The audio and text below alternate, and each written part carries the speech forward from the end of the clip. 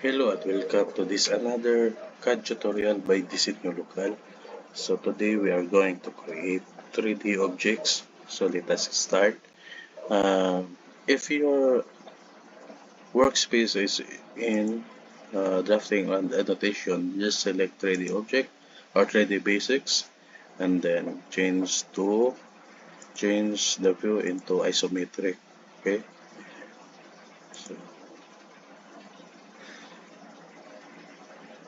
it's either southwest isometric or any other isometric view.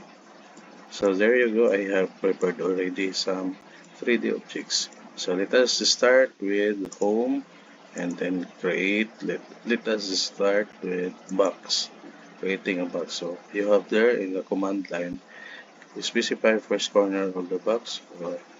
So and then let us put length, just type L space, let us say 500